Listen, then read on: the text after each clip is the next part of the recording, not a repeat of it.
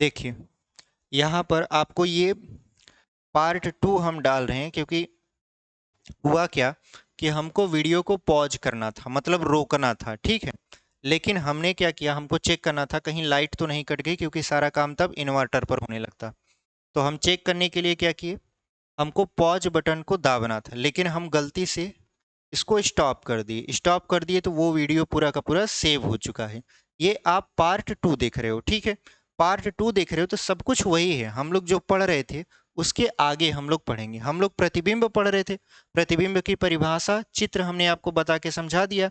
अब हम बताने वाले हैं आपको प्रतिबिंब के प्रकार, ठीक है। प्रतिबिंब के प्रकार, ये वीडियो पहली वीडियो के बाद तुरंत हम इसको डाल देंगे, ताकि आप देख लीजिएगा, ठीक है। यहाँ पर थोड़ा सा मिस्टेक हो गया, अब वीडियो को मर्ज करेंगे बड़ी सारी दिक्कत हो जाएगी, इसलिए हम इसको अलग अलग डाल दिए हैं।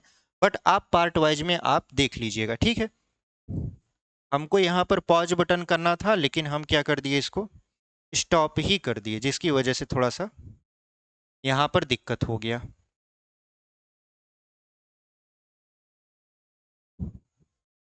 चलिए, अब क्या करना है, अब हम लोगों को पढ़ना है प्रतिबिंब के प्रकार। आप कहोगे सर प्रतिबिंब के प्रकार भी होते हैं, तो हाँ, प्रतिबिंब के प्रकार भी होते हैं। कैसे होते हैं आपको समझाते हैं। देखिए, प्रतिबिंब के दो प्रकार होते हैं। कितने प्रकार होते हैं प्रतिबिंब के?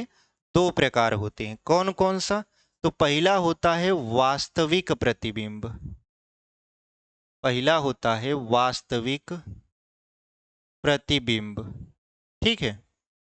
और जो दूसरा होता है वो होता है आपका आभासी प्रतिबिंब। आभासी यहां पर प्रतिबिंब लिख देंगे, ठीक है। पहला क्या होता है आपका वास्तविक प्रतिबिंब होता है, और दूसरा क्या होता है आपका आभासी प्रतिबिंब होता है। अब ये वास्तविक प्रतिबिंब और आभासी प्रतिबिंब का क्या चक्कर है, ठीक है। तो देखिए, वास्तविक प्रतिबिंब का मतलब ये होता है, यहां पर चित्र बना के आपको समझा देते हैं। वास्तविक प्रतिबिंब का मतलब ये होता है कि अगर किसी वस्तु से चलने वाली प्रकाश की किरण, अगर किसी वस्तु से चलने वाली प्रकाश की किरण दर्पण से टकरा जाए, ठीक है, दर्पण से क्या हो, टकरा जाए।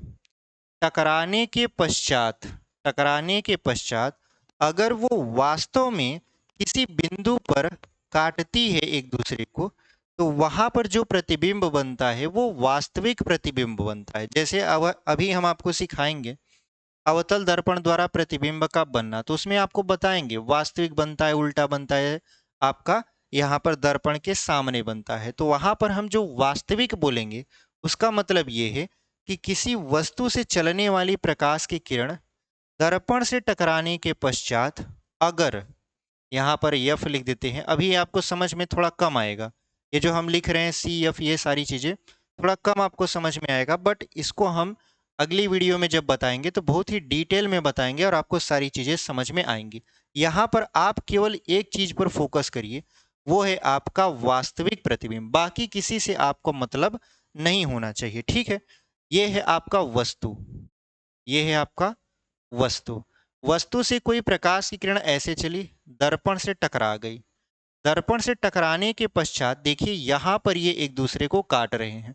तो यहां पर जब ये काट रहे हैं तो इसका जो प्रतिबिंब बनेगा यहां पर, ये कैसा बनेगा, वास्तविक प्रतिबिंब बनेगा। यानी जब किसी बिंदु वस्तु से चलने वाली प्रकाश की किरणें दर्पण से टकराती हैं और टकराने के पश्चात वो प्रकाश किरणें वास्तव में किसी बिंदु पर मिल रही होती हैं, तो इस प्रकार जो प्रतिबिंब बनता है उसको हम लोग क्या बोलते हैं, वास्तविक प्रतिबिंब बोलते हैं। बात समझ में आई?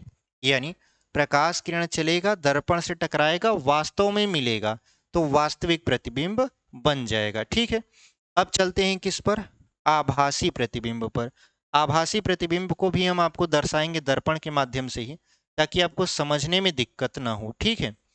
बस आप केवल चित्र पर फोकस करिएगा कि हम क्या बना रहे हैं, और चित्र में भी प्रतिबिंब पर फोकस करिएगा। तो यहाँ पर हम मान लेते हैं, लिख देते हैं यहाँ पर यहाँ पर हम यफ लिख देते हैं, यहाँ पर सी लिख देते हैं। यहाँ किसी वस्तु को रखा गया है, ठीक है, यहाँ किसी वस्तु को रखा गया है। तो ये डायग्राम होता है, अभी आपको डिटेल में समझाएंगे। ये तो अभी बस आपको वस्तु बताने के लिए हम ये सारी चीजें कर रहे हैं, ठीक है। अब यहाँ पर ये क्या होता है, ऐसे, ठीक है। इसको यहाँ पर ऐसे पीछे मिला देते हैं, ये कहीं पीछे जाकर ऐसे आपका मिल जाता है और ये बन जाता है वस्तु का प्रतिबिंब। ये क्या बन जाता है, वस्तु का प्रतिबिंब बन जाता है। तो कैसे बनेगा इसको थोड़ा समझ लीजिए। आभासी प्रतिबिंब यानी किसी बिंदु वस्तु से चलने वाली प्रकाश की किरणें, किसी बिंदु वस्तु से चलने वाली प्रकाश की किरणें दर्पण से टकराने के पश्चात यदि वास्तव में नहीं मिलती हैं तो आभासी रूप से मिलती हैं, तो इस प्रकार के बने प्रतिबिंब को हम लोग आभासी प्रतिबिंब कहते हैं। जैसे आप देख रहे हो कि ये दर्पण है, ये अवतल दर्पण है, ठीक है, इसके बारे में अभी चर्चा करेंगे। ये अवतल दर्पण है और ये जो हम लाइन खींचे हैं इसका मतलब ये है कि हमने इस वाले पृष्ठ को ब्लॉक कर रखा है। ब्लॉक करने का मतलब पेंट करके रखा है, ठीक है। जैसे आप शीशा देखते हो तो शीशा को अगर खोल के देखो तो पीछे पेंट होता है, ठीक है, वो लाल ऑक्साइड का पेंट होता है। तो यहाँ पर आपका ये पेंट किया हुआ है, मतलब प्रकाश आर पार नहीं जा सकता, तो प्रकाश परावर्तित होगा। प्रकाश आर पार नहीं जाएगा तो क्या होगा, प्रकाश परावर्तित होगा। तो ये परावर्तित होकर ऐसे आ गया। यहाँ पर ये दोनों किरणों को हम देखें तो ये किरणें आपस में कहीं काट नहीं रही हैं, ये एक दूसरे के समांतर हो जाती हैं। तो हमने ऐसे पीछे डॉट डॉट डॉट करके मिला दिया, ठीक है। डॉट डॉट डॉट करके मिलाने का मतलब आभासी रूप से हमने इसको मिला दिया। आभासी रूप से मिलाया तो हमको ये मिलता हुआ दिखा यहाँ पीछे। तो ये जो प्रतिबिंब बना इसको हम लोग बोल देंगे आभासी प्रतिबिंब। तो आप लिखोगे कैसे एग्जाम में अगर आ जाएगा, आभासी प्रतिबिंब क्या है या आभासी प्रतिबिंब को परिभाषित करते हुए मतलब इसका चित्र का चित्र सही समझा दीजिए। तो यहाँ पर आप कैसे करोगे, यहाँ पर कहोगे कि किसी बिंदु वस्तु से चलने वाली प्रकाश की किरणें दर्पण से टकराने के पश्चात यदि वास्तव में नहीं मिलती, केवल आभासी रूप से मिलती हुई प्रतीत होती हैं, तो इस प्रकार के बने हुए प्रतिबिंब को हम लोग आभासी प्रतिबिंब कहते हैं, ठीक है। इस प्रकार के प्रतिबिंब को आप पर्दे पर नहीं प्राप्त कर सकते। आप वास्तविक प्रतिबिंब को पर्दे पर प्राप्त कर सकते हो, जबकि आभासी प्रतिबिंब को पर्दे पर प्राप्त नहीं कर सकते। बल्कि आप चाहो तो उसका फोटो ले सकते हो, मतलब अगर आप फोटो खींचना चाहे तो फोटो खींच सकते हो। जैसे अगर हम आपसे कहें कि आपके दरवाजे पर एक परछाई दिख रही है, तो आप परछाई देखकर क्या बता पाओगे। अगर आपके दरवाजे पर कोई परछाई दिख रही है, आपको लग रहा है कि दरवाजे पर कोई व्यक्ति खड़ा है, ये हम आपको हॉरर मूवी नहीं बता रहे हैं कि आप डर जाओ, बस आप इमेजिन करो कि आपके दरवाजे पर कोई परछाई दिख रही है और वो परछाई जो है आपके दरवाजे पर खड़ी है, आपको दिख रहा है कि वो परछाई है। आप उससे क्या बता पाओगे, आप परछाई देखकर ये बता पाओगे कि या तो वो इंसान है, यानी इंसान की परछाई है, या तो वो किसी जानवर की परछाई है, ठीक है। पहला तो आप यही बता पाओगे। दूसरा, आप ये बता सकते हो कि मे बी, यानी संभावना ये जता सकते हो कि अगर वो इंसान है तो या तो वो आदमी हो सकता है या तो वो औरत हो सकती है, ठीक है। लेकिन अगर कहें कि एग्जैक्ट बताइए कौन है, तो आप नहीं बता पाओगे। इसका मतलब ये है कि आप उसको देख तो सकते हो, यानी आप उसका फोटो तो ले सकते हो, यहाँ पर उससे रिलेट करिएगा, इसीलिए वह हम वो कहानी बता रहे हैं। यानी आभासी प्रतिबिंब में आप उसका फोटो तो ले सकते हो बट उसे पर्दे पर प्राप्त नहीं कर सकते। जैसे हम उस परछाई को तो देख सकते हैं बट हम उस व्यक्ति के बारे में नहीं बता सकते। हो सकता है वो जो हम प्रेडिक्ट कर रहे हों उसके विपरीत निकले, ठीक है। हो सकता है हमारे घर वाले ही हों या हो सकता है कोई बाहर का हो, ठीक है। तो यहाँ पर आभासी प्रतिबिंब को आप पर्दे पर तो प्राप्त नहीं कर सकते बट आप उसका फोटो ले सकते हो, और यहाँ पर वास्तविक प्रतिबिंब को आप पर्दे पर प्राप्त कर सकते हो। तो प्रतिबिंब के बारे में भी हमने बहुत ही अच्छी तरीके से आपको समझा दिया, एकदम बेहतरीन तरीके से। तो इसको हम लोग क्या करते हैं, मिटा देते हैं। वास्तविक प्रतिबिंब समझ में आ गया होगा और आभासी प्रतिबिंब भी समझ में आ गया होगा। प्रतिबिंब भी समझ में आ गया होगा क्योंकि शुरू में हमने आपको प्रतिबिंब बताया, फिर वास्तविक प्रतिबिंब बताया, फिर आभासी प्रतिबिंब बताया, ठीक है। चलिए इसको हम लोग करेंगे यहाँ पर इरेज। और फिर बढ़ जाएंगे आगे।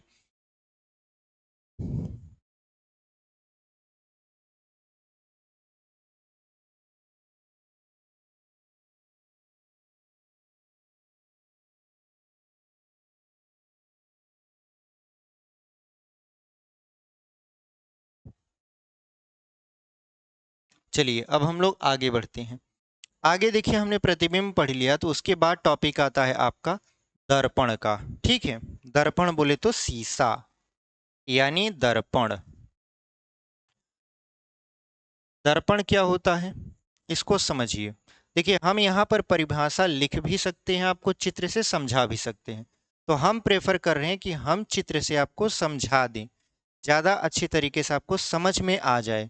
उसके बाद आप क्या करिएगा, जो हम बोल रहे हैं उसको आप कॉपी में ऐसे नोट करवाते चले जाइएगा या नोट करते चले जाइएगा, जैसे आपके क्लास टीचर बोलते हैं और आप लिखते हो। ठीक है, सेम उसी तरीके से आपको पूरी फीलिंग ऐसी आएगी आप ऑफलाइन पढ़ रहे हो। ठीक है, एकदम बेहतरीन तरीके से आपको समझाने की कोशिश हम यहाँ पर करेंगे। तो हम टॉपिक उठा दिए हैं आपका अगला दर्पण। अब दर्पण होता क्या है, दर्पण क्या होता है इसके बारे में अगर आपको बताएं, तो दर्पण का मतलब ये होता है कि जिसमें किसी वस्तु का हमको चेहरा दिखाई दे या जिसमें किसी वस्तु का प्रतिबिंब दिखाई दे, वही दर्पण होता है। जैसे शीशा हम देखते हैं, तो शीशे में होता क्या है, हम ही और आपका चेहरा उसमें दिखाई देता है, तो हम लोग उसको क्या बोलते हैं, दर्पण बोलते हैं।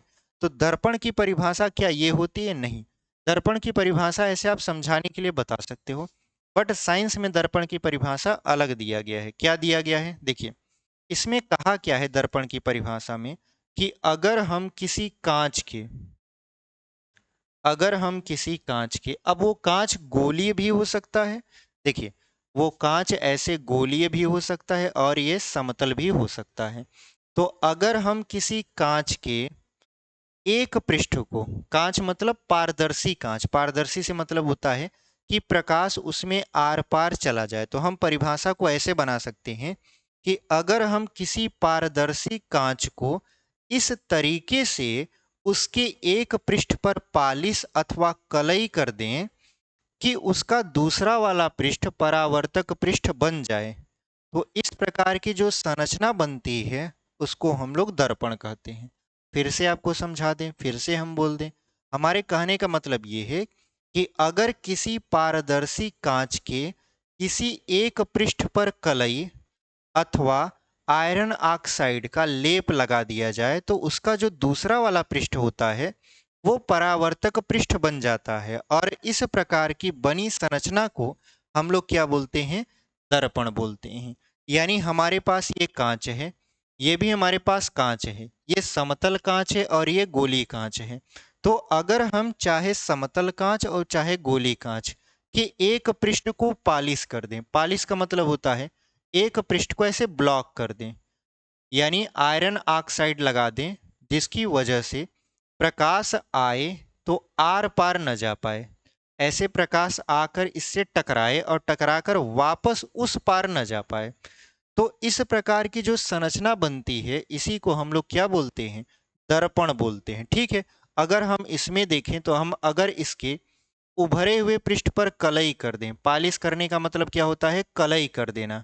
किसका कलई किया जाता है, आयरन ऑक्साइड का और चांदी का। तो चांदी तो बहुत ज़्यादा महंगा होता है, तो आयरन ऑक्साइड का क्या किया जाता है, लेप लगा दिया जाता है। ठीक है, तो अगर हम इसके उभरे हुए पृष्ठ पर ऐसे कलई कर देते हैं, तो इसका जो ये दबा हुआ पृष्ठ है ये परावर्तक पृष्ठ बन जाता है, और इस प्रकार की जो संरचना होती है उसको हम लोग दर्पण बोलते हैं। ठीक है, अब दर्पण में दो तरीके का दर्पण होता है।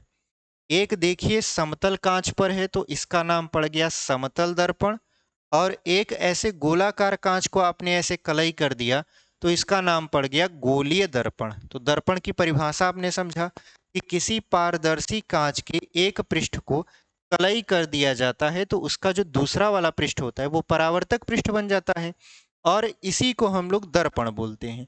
दर्पण कितने प्रकार के, दो प्रकार के, क्योंकि जो कांच है वो समतल भी हो सकता है और गोलीय भी हो सकता है। तो समतल है तो समतल दर्पण, अगर कांच समतल है तो कौन सा दर्पण होगा, समतल दर्पण होगा।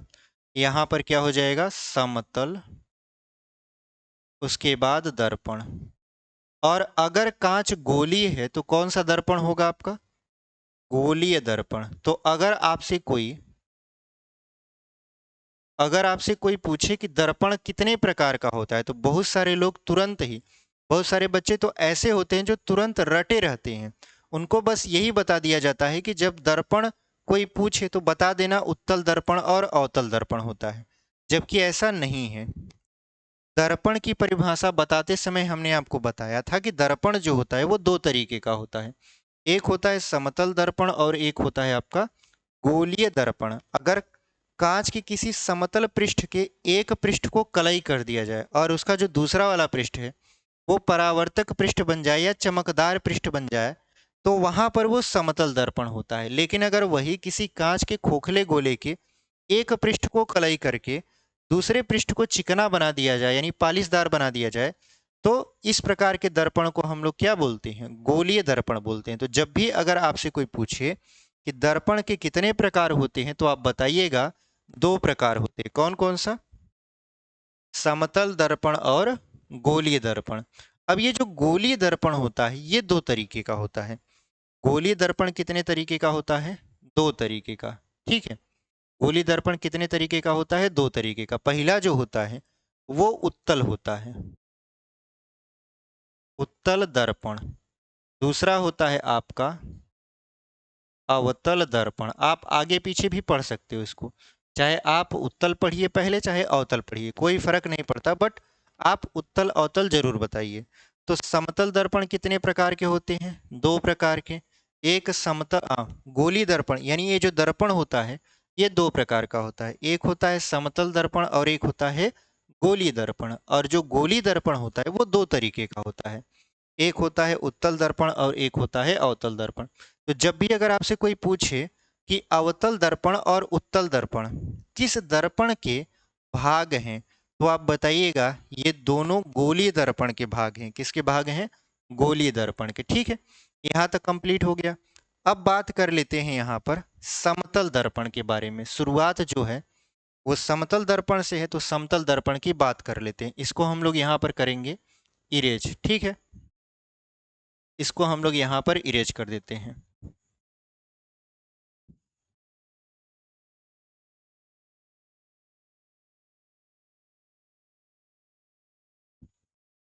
यहाँ पर देखिए, इसको हम लोग कर देंगे इरेज। अब होगा क्या, अब हम लोग दर्पण में पढ़ेंगे समतल दर्पण। ठीक है, यहाँ पर हेडिंग डाल देते हैं समतल दर्पण। देखिए, जब भी आप समतल दर्पण की परिभाषा को पढ़ें तो आप ध्यान दीजिए समतल है। समतल का मतलब एक समान तल है। ठीक है, तो यहाँ पर इसकी परिभाषा अगर हम आपको बताएं तो क्या हो सकता है? अगर हम लिख कर आपसे बात करें समतल दर्पण, तो यहाँ पे लिखेंगे यदि किसी समतल पारदर्शी, ठीक है, समतल पारदर्शी कांच के एक पृष्ठ पर, ठीक है, कांच के एक पृष्ठ पर कलई अथवा आयरन ऑक्साइड, यहाँ पे लिख देंगे आयरन ऑक्साइड का लेप कर दिया जाए, जिससे, ठीक है, यहाँ पे लिख देंगे जिससे कांच का दूसरा पृष्ठ, यहाँ पे लिख देंगे परावर्तक पृष्ठ बन जाए, तब इस प्रकार के दर्पण को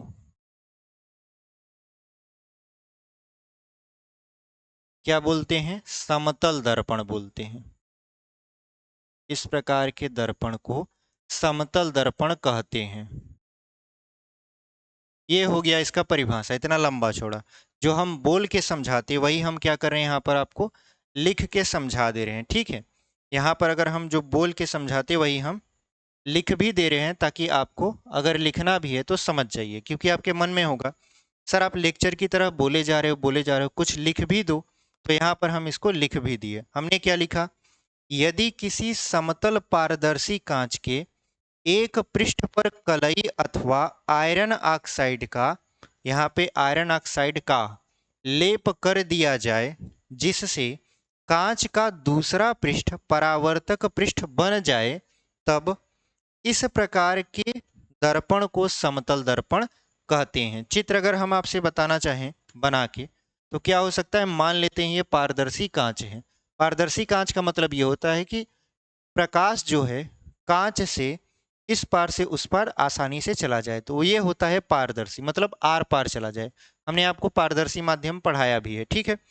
अब होगा क्या यहाँ पर कि इसके एक पृष्ठ पर ऐसे क्या कर दिया जाए?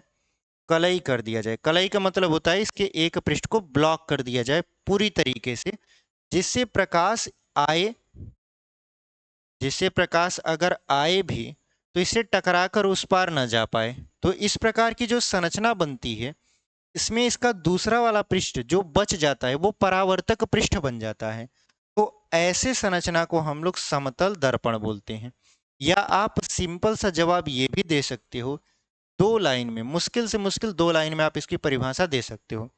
जैसे समतल दर्पण लिखा है तो आप बोल दो ऐसा दर्पण जिसका परावर्तक पृष्ठ समतल होता है, समतल दर्पण कहलाता है। ऐसा दर्पण जिसका परावर्तक पृष्ठ समतल होता है, समतल दर्पण कहलाता है। ठीक है, तो हमने यहाँ पर समतल दर्पण की परिभाषा भी लिख दिया, एक और परिभाषा भी आपको बता दिया कि ऐसा दर्पण जिसका परावर्तक पृष्ठ समतल होता है क्या कहलाता है? आपका समतल दर्पण कहलाता है। तो इस तरीके से यहाँ पर जो हमारा दर्पण बनकर आया, अगर हम इसका नामकरण करना चाहें तो क्या हो जाएगा? यहाँ पर ये समतल दर्पण हो जाएगा। बात समझ में आई? तो इस तरीके से हम समतल दर्पण को पढ़ चुके हैं। अब समतल दर्पण पढ़ने के बाद इसकी कुछ विशेषताओं के बारे में हम लोग पढ़ेंगे। यानी जो हम अपने घर में शीशा देखते हैं, जिसमें हम और आप अपनी अपने चेहरे को देखते हैं, उसकी विशेषता क्या है, क्या क्या खूबियां हैं उसमें। ठीक है, इसको हम लोग मिटाकर उनकी खूबियों के बारे में चर्चा करेंगे। तो चलिए इसको हम लोग यहाँ पर करते हैं इरेज, इसको हम लोग यहाँ पर मिटा देते हैं और उम्मीद करते हैं आपको समतल दर्पण समझ में आया होगा।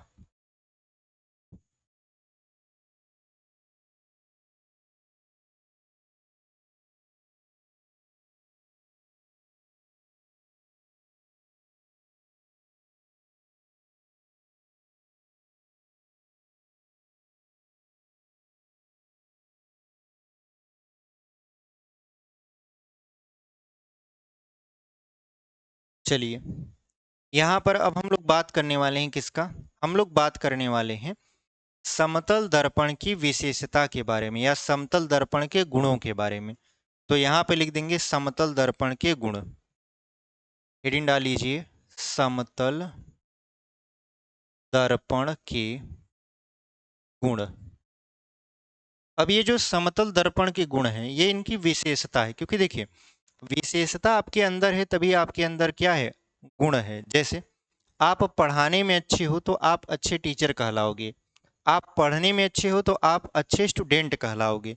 तो आपकी गुणता क्या है, यानी गुणवत्ता क्या है कि आप अच्छे हो उस काम में। तो यहाँ पर देखिए समतल दर्पण की गुण को बताएं या समतल दर्पण की परिभाषा तो पहले ही बता चुके हैं, विशेषता बताएं गुण बताएं, यहाँ पर उसी की बात हो रही। तो देखिए पहला जो है आपका विशेषता क्या होता है?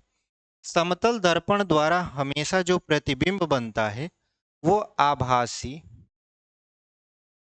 वो आभासी तथा सीधा होता है। ठीक है, समतल दर्पण द्वारा जो प्रतिबिंब बनता है वो कैसा होता है? आभासी होता है और सीधा होता है। दूसरी विशेषता क्या है इसकी? दूसरी विशेषता ये है कि समतल दर्पण में बना प्रतिबिंब का आकार वस्तु के आकार के ही बराबर होता है। यानी इसमें जो प्रतिबिंब का आकार होता है, प्रतिबिंब का आकार किसके बराबर होता है? वस्तु के आकार के बराबर, वस्तु के आकार के बराबर। यानी पहली विशेषता ये है कि समतल दर्पण में जो प्रतिबिंब बनता है वो आभासी होता है और सीधा होता है।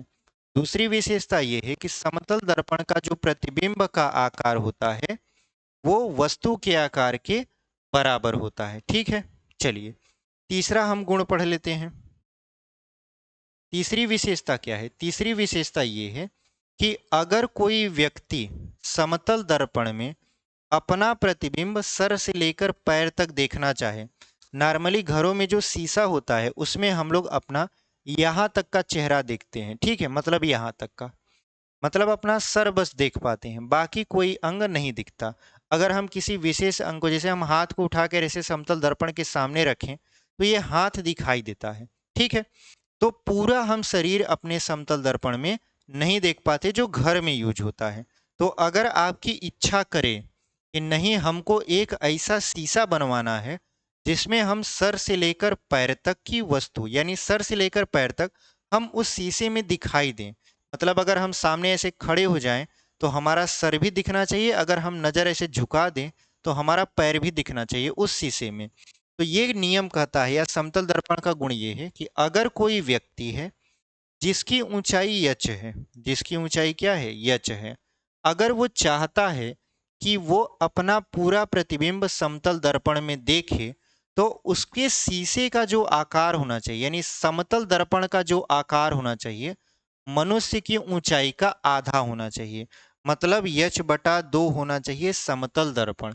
जैसे अगर मान लेते हैं हमारी जो आपकी ऊंचाई है वो 5 फीट 6 इंच है, ऐसे समझ लीजिए कि अगर आप मेरी हाइट को मेजर कर रहे हो तो मान लेते हैं 5 फीट और यहाँ पर 6 इंच है, ठीक है। अगर हम चाहें कि हमको अपना सर से लेकर पैर तक पूरा का पूरा प्रतिबिंब दर्पण में देखना है, वो भी समतल दर्पण में, तो जो समतल दर्पण की, यानी समतल दर्पण की जो ऊंचाई होगी, समतल दर्पण की जो ऊंचाई होगी मेरी हाइट का आधा होगा, यानी मेरी हाइट है 5 फीट 6 इंच, तो यहाँ पर 2.5 फीट 3 इंच हमको क्या लेना पड़ेगा? यहाँ पर समतल दर्पण की ऊंचाई लेनी पड़ेगी। आप कहोगे सर 2.5 फीट, 2.5 फीट बोले तो कितना हो जाएगा? और 6 इंच बोल रहे हो, ये जो 2.5 है इसमें 2 फीट कर दो, उसके बाद 5 इंची कर दो और उसके बाद फिर 6 इंची कर दो, कितना हो जाएगा आपका? यहाँ पर 2.5 फीट का मतलब क्या होता है? 6 6 12 इंची का 1 फीट होता है। तो यहाँ पर अगर हम 2.5 फीट की बात करें तो 2 फीट ऐसे हो गया, 2 फीट और 6 इंच हो गया, ठीक है। 2 फीट और यहाँ पर 6 इंच, लगभग हमको समतल दर्पण की जो लंबाई लेनी पड़ेगी वो 3 फुट के अराउंड लेना पड़ेगा, तब जाकर हमको क्या होगा? यहाँ पर अपना सर से लेकर पैर तक का प्रतिबिंब उस दर्पण में दिखाई देगा, ठीक है।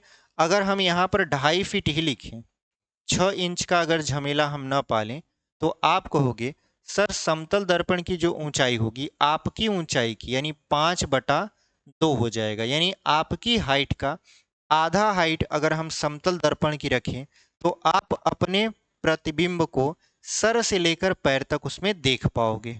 तो तीसरी विशेषता इसकी ये है कि अगर कोई व्यक्ति समतल दर्पण में अपने पूरे प्रतिबिंब को देखना चाहता है तो समतल दर्पण की जो लंबाई होगी वो उस व्यक्ति के ऊंचाई का आधा होगा, ठीक है। इस तरीके से तीसरा गुण हो गया। अब चौथा लिख देते हैं। चौथा ये कहता है कि अगर समतल दर्पण के सामने जितनी दूरी पर कोई वस्तु रखी होती है समतल दर्पण में उसका प्रतिबिंब भी दर्पण से उतनी ही दूरी पर बनता है। अब ये क्या कहानी है? सपोज करिए हमारे पास यहाँ पर एक समतल दर्पण है, ठीक है, यहाँ पर क्या है? एक समतल दर्पण है। अब इस समतल दर्पण में होगा क्या? मान लेते हैं हमने ऐसे समतल दर्पण लगा दिया, इस समतल दर्पण के सामने हम एक मोमबत्ती, ठीक है, हम एक मान लेते हैं ऐसे मोमबत्ती को रख दिए। अब ये मोमबत्ती जल रहा है, ठीक है, ये मोमबत्ती क्या कर रहा है? ऐसे जल रहा है, तो इसका प्रतिबिंब दर्पण में बनेगा। तो दर्पण में कहाँ बनेगा? तो कह रहा है कि अगर समतल दर्पण के सामने अगर आप किसी वस्तु को रखते हो तो उसका प्रतिबिंब दर्पण के पीछे उतनी ही दूरी पर बनता है जितनी दूरी पर आपने वस्तु को रखा है। तो अगर मान लें कि हम वस्तु को मान लेते हैं 10 सेंटीमीटर की दूरी पर रखे हैं। अगर हम वस्तु को समतल दर्पण से 10 सेंटीमीटर की दूरी पर रखे हैं तो इसका जो प्रतिबिंब बनेगा वो समतल दर्पण के पीछे कितना मीटर की दूरी पर बनेगा? तो 10 ही मीटर की दूरी पर यह प्रतिबिंब बनेगा। बात समझ में आई? यानी कहने का मतलब ये है, समतल दर्पण के सामने जितनी दूरी पर आप किसी वस्तु को रखोगे, दर्पण में प्रतिबिंब भी उतनी ही दूरी पर दर्पण के पीछे यानी यहां पर आभासी रूप से आपको दिखाई देता हुआ प्रतीत होगा। बात समझ में आई?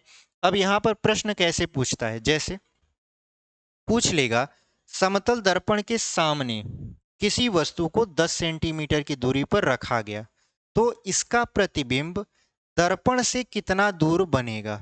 इसका प्रतिबिंब दर्पण से कितना दूरी पर बनेगा? तो सिंपल सा जवाब है 10 मीटर। लेकिन जो एग्जामिनर होता है वो थोड़ा चालाक होता है, वो ऐसे नहीं पूछता दर्पण से कितना दूरी पर बनेगा, वो ये पूछता है कि दर्पण नहीं, वस्तु से कितना दूर पर बनेगा। अब दर्पण हटा दिया, क्या पूछ लिया?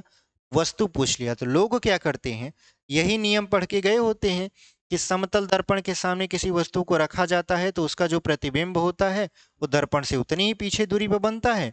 तो अगर यहाँ 10 है तो यहाँ 10 होगा, ऑप्शन में दिया रहता है, टिक कर देते हैं। जबकि ऐसा नहीं होना चाहिए।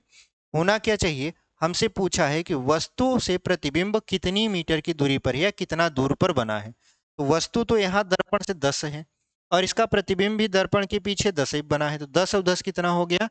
20 हो गया। तो जब भी वस्तु से पूछे आप देख लीजिएगा कि वो कितना मीटर दूरी पर बन रहा है। तो इस तरीके से इसका चौथा गुण हम लोग यहाँ पर मान लिए। ठीक है। अब जो पांचवा है, पांचवा गुण, 5 गुण बताएंगे इसके।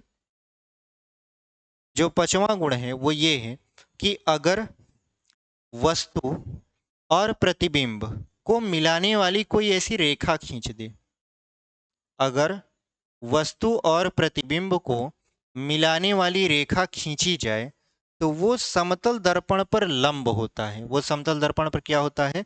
लंब होता है। जैसे अगर आप किसी टॉर्च को लीजिए और टॉर्च को लेने के बाद उसको ऐसे लंबवत किसी आईने पर मारिए, लंबवत किसी आईने पर अगर आप उसको जलाएंगे तो आप देखेंगे कि जो प्रकाश है वो डायरेक्ट आपकी आंख पर पड़ेगा। अगर आप आंख नहीं हटाते हो, आपकी आंख एकदम टॉर्च को देख रही होती है, तो वो जो प्रकाश है वो आपकी आंख पर पड़ेगा, मतलब आपकी आंखें चौंधिया जाएंगी। क्यों? क्योंकि वस्तु आप हैं, आपका प्रतिबिंब कहाँ बनना था? दर्पण में। आपने क्या किया? टॉर्च लिया और आपकी आंख ऐसे लगा के बार दिया। तो वो जो आपने क्या किया, वस्तु और प्रतिबिंब के बीच एक रेखा खींचनी चाहिए, भले ही वो रेखा टॉर्च की रोशनी के समान ही क्यों न हो। तो ये लंबवत होता है। लंबवत का मतलब होता है प्रकाश इधर उधर नहीं जाएगा, डायरेक्ट टकरा कर ऐसे वापस आएगा। जब टकरा कर वापस आएगा तो आपकी आंख पर पड़ेगा और आपकी आंख क्या होगी? चौंधिया जाएगी, मतलब अचानक से तुरंत बंद हो जाएगी। ठीक है। तो इस तरीके से हमने इसके समतल दर्पण की विशेषता या गुण में हमने 5 गुण देखे। पहला हमने आपके बताया आभासी तथा सीधा बनता है प्रतिबिंब। दूसरा, प्रतिबिंब का आकार वस्तु के आकार के बराबर होता है। तीसरा, हमने कहा कि अगर यच यच हाइट है किसी व्यक्ति की, या यच ऊंचाई के मनुष्य को अपना पूरा प्रतिबिंब देखने के लिए जो दर्पण की ऊंचाई होनी चाहिए वो H/2 होनी चाहिए। हमने 5 फीट 6 इंची का उदाहरण लिया, हमने 5 फीट का भी उदाहरण लेकर आपको समझा दिया। हमने चौथा क्या देखा? चौथा ये देखा कि अगर समतल दर्पण के सामने किसी वस्तु को जितनी दूरी पर आप रखोगे, दर्पण में उसका प्रतिबिंब उतनी ही दूरी पर बनता है। पांचवा हमने देखा कि अगर आप किसी वस्तु को वो आपको प्रतिबिंब से इसे मिला देते हो, यानी किसी वस्तु को अगर आप प्रतिबिंब से इसे मिलाने की कोशिश करते हो, ये जो रेखा आप खींचोगे ये समतल दर्पण पर लंब होता है। इस तरीके से हमने समतल दर्पण को पूरी तरीके से समाप्त कर दिया। ठीक है। चलिए इसको हम लोग करते हैं इरेज और बढ़ जाते हैं आगे। आगे क्या बताएंगे आपको? आगे बताएंगे गोलीय दर्पण के बारे में, तो इसको हम लोग मिटा देते हैं।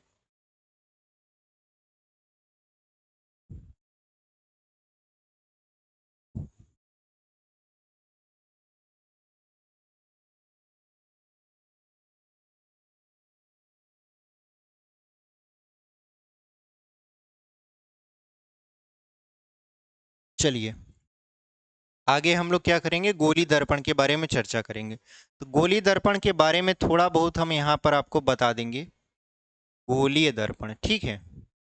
बाकी जो है वो आपको डिटेल से समझाएंगे, ठीक है। गोली दर्पण, तो देखिए गोली दर्पण होता क्या है। गोली दर्पण बेसिकली कांच का एक खोखला गोला होता है। जैसे अगर आप आंख मतलब हाथ में अंगूठी पहन रहे हो, जैसे उंगली में अंगूठी पहन रहे हो, तो अंगूठी कैसा होता है, ऐसे गोल होता है। आप क्या करिए, यहाँ पर गोली दर्पण जो होता है वो कांच का क्या होता है, एक खोखला गोला होता है, मतलब रिंग की तरह होता है, ठीक है। अगर उस खोखले गोले को ऐसे काट दिया जाए बीच से, हमने क्या किया, खोखले गोले को ऐसे काट दिया, बस अभी आप समझते जाइए। अभी आपको बहुत ही बेहतरीन तरीके से हम आगे और समझाएंगे डिटेल में। हम गोली दर्पण की परिभाषा आपको बताने की कोशिश कर रहे हैं। गोली दर्पण होता क्या है। गोली दर्पण कांच का एक खोखला गोला होता है, जिसको अगर बीच से काट दिया जाए तो काटने के बाद ये दो अर्धगोले में बदल जाएगा। काटने के बाद मतलब ऐसे बीच से अगर काट दिया जाए तो एक अर्धगोला यहाँ हो गया, ऐसे एक अर्धगोला ये वाला हो गया। और अगर ये जो अर्धगोले बने हैं इनके एक पृष्ठ को कलई कर दिया जाए, अब किसी एक पृष्ठ को कलई कर देते हैं, जैसे इसमें हम करते हैं उभरे हुए पृष्ठ पर कलई और इसमें कर देते हैं दबे हुए पृष्ठ पर कलई। तो परिभाषा कैसे बनी कि गोली दर्पण कांच का एक खोखला गोला होता है, जिसको बीच से यदि काट कर उसके किसी एक पृष्ठ पर कलई कर दिया जाए तो इस प्रकार के बने दर्पण को गोलीय दर्पण कहते हैं। यानी गोली दर्पण कांच का एक खोखला गोला होता है जिसको बीच से काटकर उसके किसी एक पृष्ठ पर, एक पृष्ठ से मतलब या तो इसके उभरे हुए पृष्ठ पर या तो इसके दबे हुए पृष्ठ पर कलई कर दिया जाए तो इसका जो दूसरा वाला पृष्ठ है वो परावर्तक पृष्ठ बन जाएगा। तो इस प्रकार की जो संरचना बनती है उसी को क्या बोलते हैं, गोलीय दर्पण बोलते हैं। अब यहाँ पर कलई करने के आधार पर जो गोली दर्पण होते हैं वो दो तरीके के होते हैं। कौन कौन सा, एक होता है आपका अवतल दर्पण, एक होता है आपका अवतल दर्पण और एक होता है आपका उत्तल दर्पण, ठीक है। एक होता है आपका अवतल दर्पण और एक होता है आपका उत्तल दर्पण। अवतल दर्पण में क्या होता है कि इसके उभरे हुए पृष्ठ पर कलई होता है और दबे हुए पृष्ठ से प्रकाश का परावर्तन होता है। और उत्तल दर्पण में क्या होता है कि इसका जो दबा हुआ पृष्ठ है इस पर कलई होता है, उभरे हुए पृष्ठ से प्रकाश का परावर्तन होता है। तो इस प्रकार के दर्पण जो होते हैं वो अवतल और उत्तल दर्पण कहलाते हैं। जैसे इसका नाम है आपका अवतल दर्पण, इसको अभिसारी दर्पण भी कहते हैं।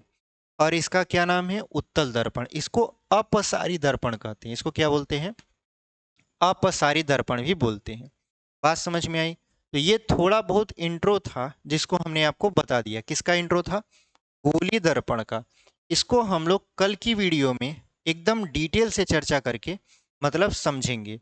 हालांकि हमने आपको गोली दर्पण को डिटेल से समझा दिया है, समझाना है हमको आपको डिटेल से अवतल दर्पण और उत्तल दर्पण। हालांकि हम गोली दर्पण की भी चर्चा अगले वीडियो में कर लेंगे।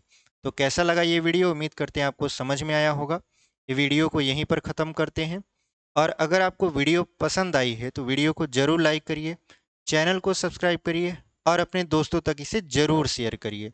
तो मिलते हैं आपसे अगले वीडियो में इसी गोली दर्पण के टॉपिक को, जहाँ पर हम समझा रहे होंगे अवतल दर्पण क्या है, उत्तल दर्पण क्या है, वक्रता त्रिज्या क्या है, वक्रता केंद्र क्या है, मुख्य फोकस क्या होता है, सारी चीज़ों को हम डिस्कस कर रहे होंगे, ठीक है। तो चलिए आज के लिए इतना ही, मिलते हैं अपने अगले वाली वीडियो में।